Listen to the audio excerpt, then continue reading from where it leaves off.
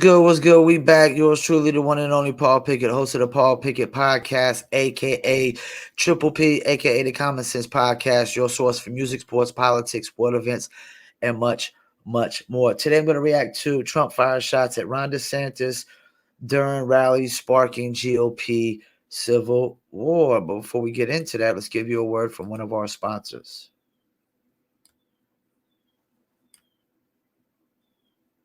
Are you a musician looking for music marketing and promotion? Then look no further than Promo Palace LLC, your one-stop shop for all music promotion services. Services include Spotify playlist pitching, YouTube video promotion, record pool promotion, blog placements, radio airplay promotion, SoundCloud promotion, and much more. With over 2,000 customers and over 10 years of experience in online promotion, Promo Palace LLC is a company you can trust. For more info, please go to promopalace.biz. See you there. You heard a beautiful lady. Check us out, promopalace.biz for all marketing promotions. We also got the new little apparel t-shirts. And here's another one right here. We got the new little apparel t-shirts for all you dog lovers. Go to promopalace.biz. And you can also go to Etsy. That's etsy.com/shop/new litter design. It's NEWLITTER design. So definitely pick up a shirt. We're going to get into it. I have not actually watched this video, so it's new to me. Hey guys, so we got to get into the nitty gritty of politics, and boy, oh boy, oh boy, oh boy, oh boy, do I really got to break this down for you guys, because I used to talk about the GOP civil war quite a bit after Trump was facing impeachment. It was quite clear that the establishment Republicans were done with Trump and that they weren't just going to let him run again in 2024 unopposed, and that they would try their best to undermine him. Okay. And you're starting to see some of that GOP civil war creeping up. It's on the horizon. It's something that a lot of people are going to have to get comfortable with, because it's going to happen, right? The Democrats have their own internal civil war between the progressives and the establishment. Yes, they do. I've covered that thoroughly, but it's been a long time since I've talked about the infighting going on in the GOP, which is basically the establishment working behind the scenes to get rid of Trump. That is what they're doing. So with that being said, before I get into this, I just want to say I love Trump. I love DeSantis. I wouldn't mind if either one of them were president in 2024. However, this is a conversation that has to be had because it's coming, okay? This is something a lot of people are uncomfortable with. They're uncomfortable with the scenario of Trump and DeSantis going at each other. But guys, this is politics, right? This is how politics works. Politics is dominated by people with egos and narcissists, right? And this is what you get when you have a whole bunch of people and nice guys finish last that have egos and narcissism. You got to deal with this, right? This is the reality of what is going to happen with the GOP if Ron DeSantis decides to run in the primary. So people got to get comfortable with this stuff. It is what it is. Trump last night made a lot of headlines and pissed a lot of people off, and also, I guess, made a lot of people that are hardcore supporters of him kind of excited, as he took a shot at Ron DeSantis, okay, doing a rally in which he was talking about the polling numbers for, I guess, the GOP primary, presidential primary. He was basically bragging about his numbers, as he always does, how he was in the league. And then when he referred to Ron DeSantis, he called Ron DeSantis Ron DeSanctimonious. And this set a lot of conservatives on fire on Twitter. So let's actually watch this.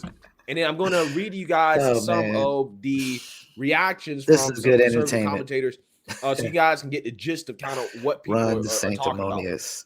71, Ron DeSanctimonious at 10%, Mike Pence at 7. Oh, Mike's doing better than I thought. It's Trump at 71, Ron DeSanctimonious at 10%. Yeah, so here's the thing.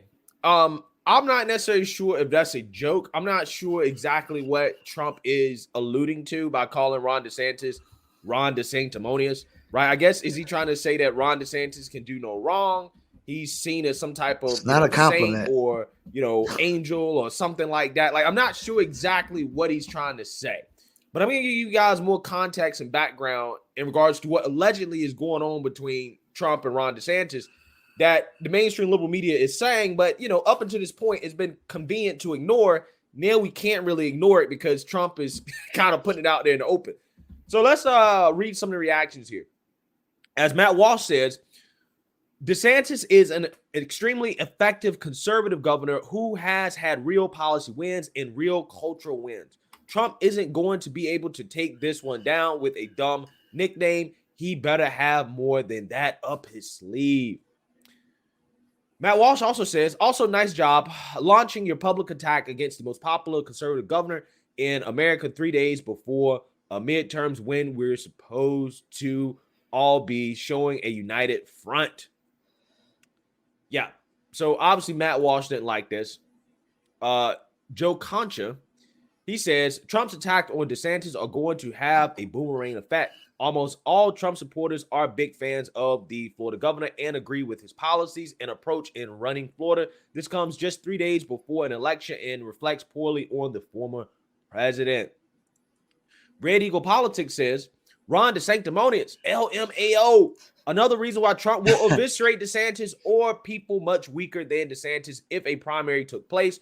Trump is a branding genius and will easily mug, I guess he's trying to say mug, his way to victory in any GOP primary. This serves as the warning shot to DeSantis. Okay, Wow. So what is my take on this? Well, first of all, my take is this, is that I don't necessarily like the fact that Trump said that just a few days before the Florida election, right, for governor.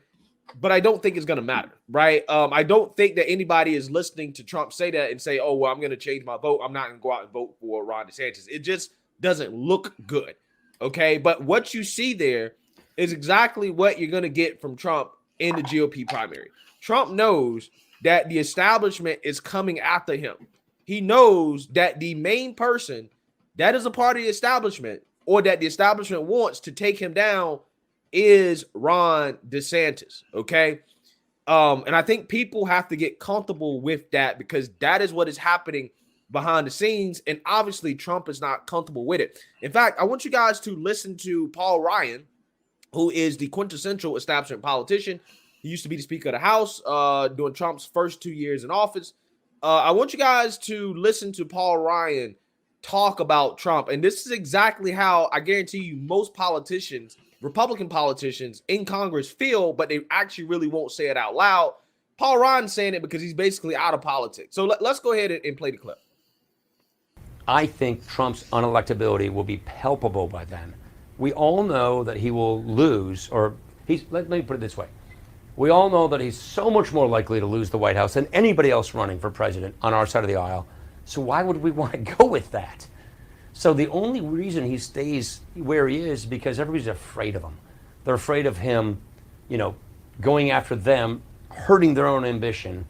But as soon as you get sort of the herd mentality going, it's unstoppable. So I think the fact that he polls so much poorer than anybody else running for president as a Republican against a Democrat is enough right there. He's going to know this. And so whether he runs or not, I don't really know if it matters. He's not going to be the nominee, I don't think. That's my view. Is Donald Trump electable in 2024, bearing in mind that you have a history with Mr. Trump? Yeah, bear in mind, I do have everybody knows our feelings toward each other, I guess I'd say. My point is, we're going to want to win so badly, we're going to want to beat Biden and the Democrats in 2024, that we won't nominate Trump because we want to win. The new swing voter in American politics is the suburban voter. And it's really clear the suburban voter doesn't like Trump, but they like Republicans. So I think anybody not named Trump, I think, is so much more likely to win the White House for us. And it's sort of like what the Democrats did. They went from Dean to John Kerry in 2004. They went from Bernie to Hillary in 2016. They went from Bernie and Elizabeth Warren to Joe Biden to win in 2020. I think the same thing's going to be for us. We're going to want to win the White House so badly and beat the Democrats And we know we're so much more likely to lose with Trump because of the fact that he's not popular with suburban voters, that we're going to want to win. And that's why I think we got a great stable of candidates, any of whom are really capable of not just getting the nomination, but winning the general election. Yeah, so what Paul Ryan said is the thinking of the establishment Republican Party. That is what probably a vast majority of the establishment Republicans in Congress think. Okay, that is what they think. Now, here's the thing. Behind closed doors, allegedly, there's been some rifts between Ron DeSantis and Trump. Okay, Trump's not really feeling DeSantis too much because, DeSantis is loved in Florida. He sees Ron DeSantis as a threat. Ron DeSantis isn't really feeling Trump too much because he sees Trump as basically the old guard, right? His time is done. He doesn't think that Trump is necessarily saying the smartest things or doing the smartest things. And I think that ultimately is going to come to a head if/when Ron DeSantis runs in 2024, which if you guys heard Megyn Kelly's take on this situation. All right, so let me chime in.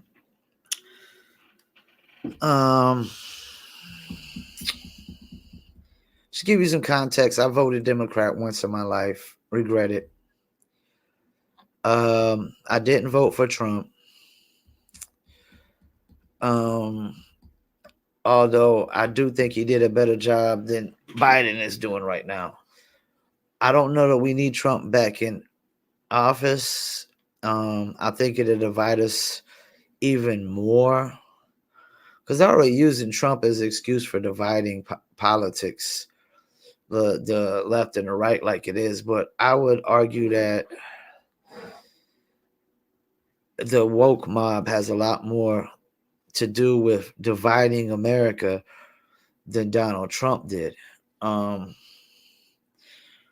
The woke mob calling half of America bigots, racists, white supremacists, just for voting for a president and not knowing anything about these people, like personally, what kind of character they have or anything, that would be like us, like Republicans saying that everybody that voted for Biden is a hypocrite and is a hypocrite. Which, because Democrats are the leaders of hypocrisy and double standards. If Ron DeSantis runs, I will vote for Ron DeSantis. I think the Republicans have far more better options to run for president than Democrats. I mean, who the Democrats got? I mean, Biden can't be the option. He's clearly incompetent. He's clearly getting too old. It looks like their best option is Gavin Newsom. And according to my friend and good friend and mentor out in California, he's not a good option, so they don't really have any good options. I would argue that Ron DeSantis is a good option. Carrie Lake is a good option for Republicans. I would argue that Kristi Noem is a good option. I would argue Rand Paul is a better option than Biden. I don't know much about Dan Crenshaw. I know he had some controversy hit him recently. He had some issues come up, I think, on things he said or whatnot. But I got a lot of respect for Dan Crenshaw for the fact that he lost the eye for this country. He's lived in Colombia, so he understands international and foreign relations. I lived in Panama, and Panama was probably the safest place I ever lived in my entire life. Not because I lived on a military base. Panama in general was just so much safer than America, especially now the Democrats want to defund the police, and I would argue that Democrats would like to eradicate the police altogether and just think like neighborhood watches are supposed to just get the job done or something, or whoever can afford private security can afford private security. Yeah, but I don't know that we need Trump running. That guy that said, like, we're trying to win. Why would you pick Trump when he lost to Biden? Why would you pick a guy that lost? Ron DeSantis easily won Florida. I would argue that a lot of Trump supporters do like and agree with Ron DeSantis's policies. He's nicer than Trump as far as he's just not gonna like it does really get childish with the name calling and stuff like that. Like this name calling and whatnot. That gets pretty childish and it probably like I can't think of no president in my lifetime that's done a name calling. But then again, Trump, I think a lot of people are mad at Trump too because he skipped the line. Like most people serve some kind of political office before they become president, senator, or governor. You know, they might like Arnold Schwarzenegger wasn't, he didn't have no political experience before he came governor, but he wouldn't be able to just become president. It's just not that easy. Trump also set a trend where people like Mark Cuban and billionaires with egos are probably going to try to run for president. If I had to pick anybody for president, it would be Denzel Washington for me, but he wouldn't want to run. He wouldn't want the job, but I don't know, man. Like DeSantis could beat Trump outright. I know Trump has a lot of loyal fan base and supporters, but Barack Obama's got fanatics. It's not like Trump is not the first president that's had fanatics. Let's pump the brakes on that. You know, I don't know much what to say except we definitely probably don't need Trump back in. Not only because he lost, because his style of politics rubs off on people very, very wrong, and the Democrats will go batshit crazy if he gets president again. They'll declare, that all Republicans are white supremacists, racist, bigots, trying to get rid of democracy and, everything else. Your right to choose, this, that, and the third. Just see, that's the thing. People act like Republicans are hypocrites on the abortion thing, but see, they're not really, because their stance is that other life and that other body within a body is not your life or your body to just do with, to make decisions for. Like, it's not yours to just say, hey, let's kill it, Like, just because you give birth doesn't mean you own your children. You don't own your child. We don't own people, And I'm with Akon that, like,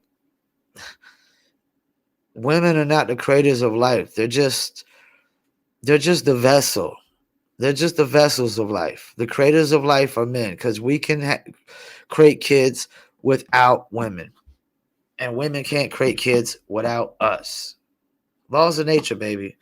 Yeah, and I don't know if DeSantis is going to run. Like, timing is everything in politics. In politics, that's another thing. This idea that politics is supposed to be like, you go up there and, like, you say, well, you know what?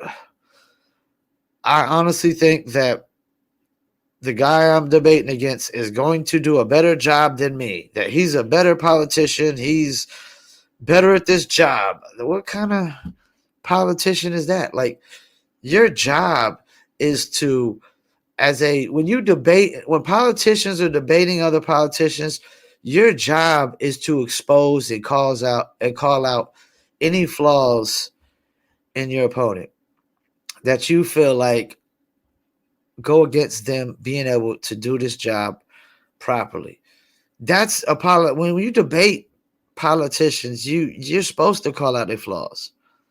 You're supposed to say, well, yeah, so-and-so might do a good job on this, but he's doing a terrible job on this and this and this and this and this and this. On this issue, that issue, it's a politician Like, that's the thing. Barack Obama acted like a nice guy. He acted like he got class. But Barack Obama is a stone cold gangster. He done had unarmed people killed. So pump the brakes. Like, that presidents are nice guys. Like, they're just these nice guys. You know, they're supposed to be super nice guys. You think Abraham Lincoln was super nice about going about ending slavery? You think he was just so nice about it? No. He literally had to bribe and buy votes. There's nothing nice about that world. Nothing nice about that world. He had to bribe and buy votes. You know what that is? Politics. People could say buying and bribing people for votes. Oh, that's illegal. Well, guess what? If Abraham Lincoln didn't do that, we don't know where we'd be in America today. He literally bought and bribed people for votes. Facts. That's facts. That's facts. If you think everybody just willingly voted in his favor, that is horseshit. That is bullshit. Politics has always been a dirty fucking game. And if you play in dirt, what happens next? You get dirty. You play in dirt, you get dirty. We got to stop acting like this is this is a nice guy's job. This is not a nice guy's job. You know what a nice guy's job is? Selling real estate, selling insurance, telemarketing. That's a nice guy's job.